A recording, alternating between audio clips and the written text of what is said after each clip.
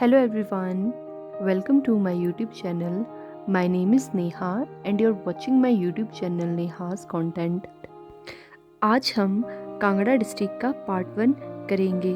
Kangra district शुरू करने से पहले हम कांगड़ा का एक ज्योग्राफिकल मैप देख लेते हैं कि कांगड़ा जिला के पूर्व में कौन सा जिला है, दक्षिण में और पश्चिम उत्तर में कौन कौन से जिले आते हैं। तो जैसा कि आप यहाँ देख रहे हैं, कांगड़ा जिला के पूर्व में आपका कुल्लू और लाहौल स्पीति जिला आता है और कांगड़ा जिला के दक्षिण में आपका ऊना, हमीरपुर और मंडी पड़ता है और कांगड़ा जिला के पश्चिम में आपका पंजाब जिला है और कांगड़ा के उत्तर में आपका चंबा जिला है। कांगड़ा जिला आपका हिमाचल प्रदेश के उत्तर पश्चिम में स्थित है। कहाँ स्थित है कांगड़ा जिला आपका? कांगड़ा जिला उत्तर पश्चिम में स्थित है। कांगड़ा जिला का क्षेत्रफल 5,739 वर्ग किलोमीटर है। कितना है? 5,739 वर्ग किलोमीटर।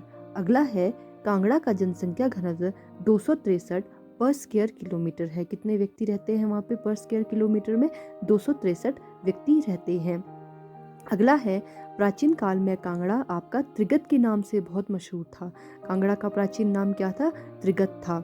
त्रिगत रियासत महाभारत के युद्ध की पूर्व की मानी जाती है, मतलब महाभारत के युद्ध से भी पूर्व की आपकी त्रिगत रियासत मानी जाती है। त्रिगत रियासत इतनी पुरानी रियासत है। हिमाचल प्रदेश के अंतर्गत समाहित रियासतों में त्रिगत रियासत सबसे पुरानी तथा सबसे समृद्ध रियासत रही है। त्रिगत रियासत की स्थापना आपकी भूमिचंद ने की थी और जिसकी राजधानी उस समय क्या थी? मुल्तान, पाकिस्तान थी।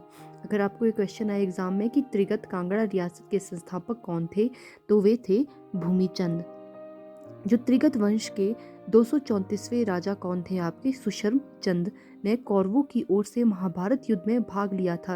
ये क्वेश्चन मोस्टली एग्जाम में पूछा जाता है कि कांगड़ा के वे कौन से राजा थे जिन्होंने महाभारत के समय से युद्ध कौरवों की ओर से महाभारत युद्ध में भाग लिया था। वे थे आपके राजा सुशर्मा चंद और वे कौन से राजा थे? 234वें राजा थे। अगला है राजा सुशर्म चंद ने जालंधर त्रिगत में कांगड़ा किले की स्थापना की थी। कांगड़ा किले की स्थापना आपके किसने की थी? सुशर्मा चंद ने की थी और इसकी राजधानी जालंधर में थी। इसीलिए त्रिगत को जालंधर या जलधारण्य भी कहते हैं। अगला है त्रिगत का शाब्दिक अर्थ 3 नदियों द्वारा संचित क्षेत्र है और वे 3 नदियां कौन कौन सी हैं आपकी? रावी, व्यास, सतलुज है और इसकी सहायक नदियां हैं आपकी बाणगंगा, कुराली और न्यूंगल इसकी सहायक नदियां हैं।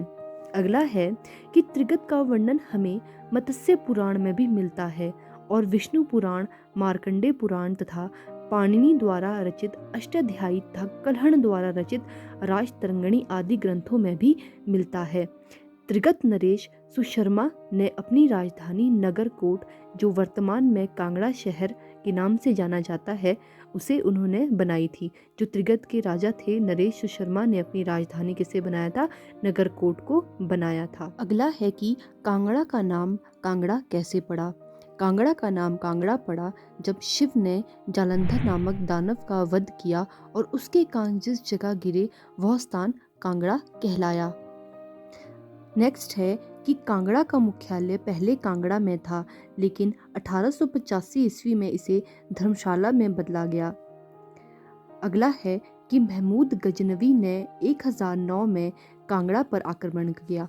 कब किया था महमूद गजनवी ने कांगड़ा पर आक्रमण? 1009 में किया था। ये बहुत मोस्ट इंपॉर्टेंट क्वेश्चन है, बहुत बार एग्जाम में पूछा जाता है। उस समय जो थे वो कांगड़ा के राजा कौन थे आपके? राजा जगदीश चंद थे। नेक्स्ट है कि महमूद गजनवी के कब्जे से कांगड़ा 1043 ईस्वी में आज़ाद हुआ। कब किया था महमूद गजनवी ने कांगड़ा पर आक्रमण? 1009 में किया था और उससे महमूद गजनवी के कब्जे से कांगड़ा 1043 ईस्वी में आज़ाद हुआ।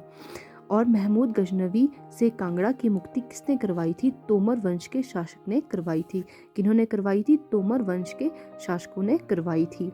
अगला है कि 1051 से 1052 ईस्वी में तुर्कों के कब्जे में चला गया कांगड़ा। फिर क्या हुआ? 1051 से 1052 ईस्वी तक तुर्कों के कब्जे में चला गया।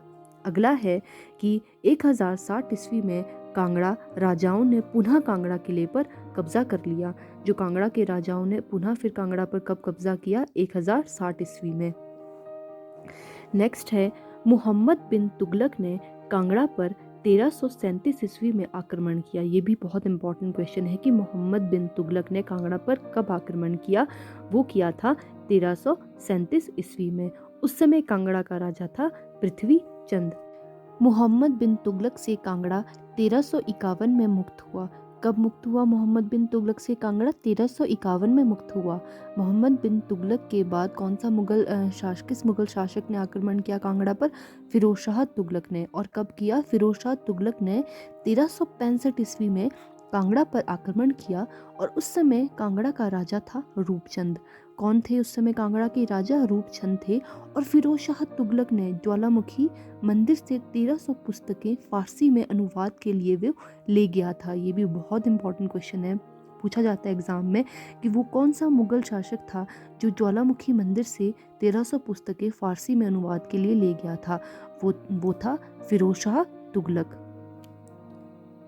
नेक्स्ट है कि इजुजुद्दीन खालिद खानी ने इन पुस्तकों का फारसी में दलील ए फिरोजशाही किस नाम से? दलील ए फिरोजशाही के नाम से अनुवाद किया।